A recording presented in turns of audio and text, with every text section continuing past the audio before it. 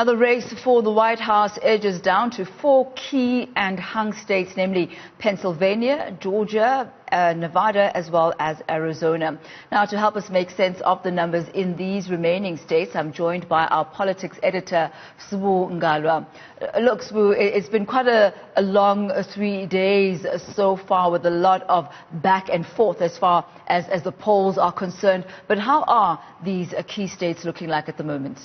Well, Tammy, the numbers are trickling in slowly, and there have been some surprises, which I will get to. But I think a lot of people heard yesterday about Donald Trump going to court, filing lawsuits in various states. And I think that let's look at the map behind me just to make sense of what is happening. And I'll try and explain that as I go to each and every state to say why he is going to court in these various areas. Look at places like there. If you look down there, that's Georgia. Now, that's traditionally a Republican state, which has been voting Republican since time for successive elections. For the last 7 successive elections, they've voted Republican. They've just turned blue now, which is good for Biden, as you can see. Now, all these shades where it's a lighter shade of blue, it's in states where they've not finished counting, but what you are seeing there is that you have the Democrats in the lead. The same thing happens in Arizona, the same thing in Nevada, and where you have a lighter shade of red, it's where the Republicans are leading. I'll get to those states, but now I want us now, Tammy, to go deeper, to look into the specific states. I want us to start with Georgia and look at the numbers at what is happening there in Georgia.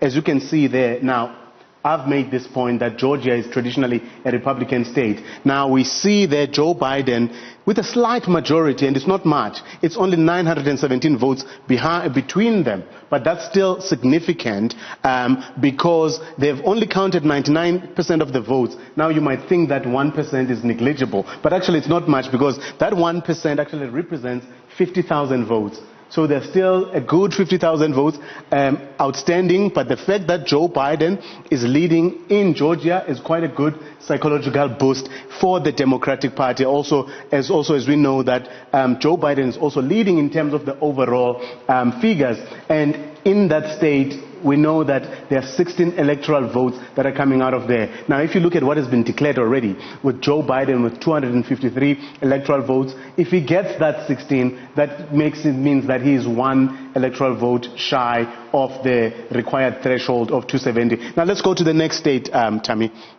And we've got Pennsylvania. Now, Pennsylvania, again, that's another state that has traditionally voted with the Democrats. But Trump was able to swing it in 2016 when he beat Hillary Clinton. But as you can see there, that gap has been narrowed down. Now, between these two candidates is nothing more than 18,000 votes.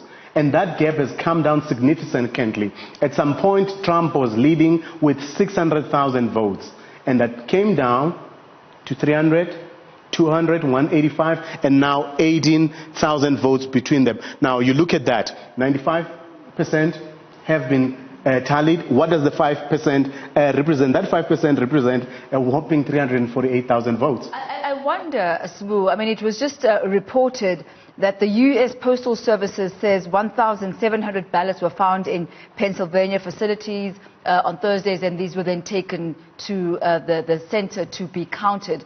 It is actually still legal to be able to do that as long as they're marked and posted for Tuesday, and they arrive there before Friday evening. Yes. So there is still that provision.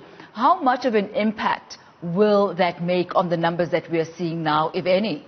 Now, it's interesting what you're raising, actually, for this particular point. Remember, Donald Trump has filed a lawsuit in Pennsylvania. On Wednesday, we had Rudy Giuliani, his lawyer, and his son, Eric Trump, addressing a press conference in Philadelphia, asking that the votes, that they stop the counting because, as you are saying, the Supreme Court actually dismissed an application by the Trump camp, because that's what the Trump camp had asked the court to stop the voting, and the court said the mail-in votes can come in as long as they're dated for the 3rd of November, and if they had been mailed before. So they can accept them until today, which is Friday. So that then means that there's not much room for Trump.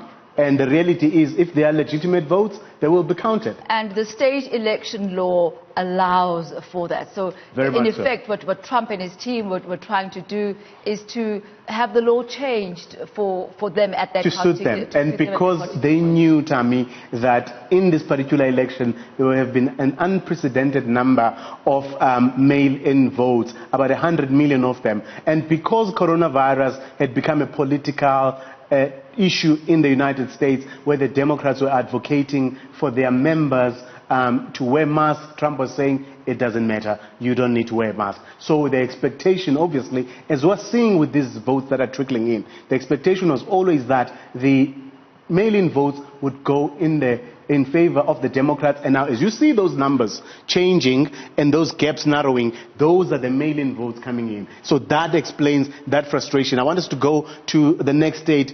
That's the state of Nevada. Now, those numbers have been standing there. They've been there for probably overnight. Yesterday, we're sitting here at 89%. They're still at 89%, but there you've got Joe Biden with a slight majority there, a slight lead of 11. It's not slight, I guess. If you're comparing it to the 11,000 votes is quite something, but there's still a good 150,000 votes to be counted there, and that state will give him, if Biden wins it, as it looks like it, he will get 6 electoral votes, and also it is a stronghold and a traditional stronghold of the Democratic Party anyway. And now remember yesterday, this is another state where Trump's camp filed a lawsuit. It's the same modus operandi everywhere. They are questioning the mail-in votes, and they are using examples of people who either have or have not been allowed to vote. In this case of Nevada, there was one old lady that they brought out to the press conference. Let's look at the last one, Tammy. Arizona, another interesting state. Now, this one is an embarrassment. If the Republicans lose Arizona and Georgia, it will actually be a bloody nose for them, let alone the fact that they've lost an election. This is another traditional Republican state. The last time a Democrat won that state was in 1992 when Bill Clinton beat George Bush Sr. Now you can see there it's 90% of the votes counted. There's 47, and Biden there is leading with 47,000 votes. How much is left to be counted? There's a good 340,000 votes that is still have to come in to conclude to conclude that voting there in Arizona. Again, it would be a big boost for Biden if he wins it eventually. It looks like, as things stand, Biden is sitting pretty with the most of the electoral college votes, and as things stand, it looks like Biden may well be the winner, bar the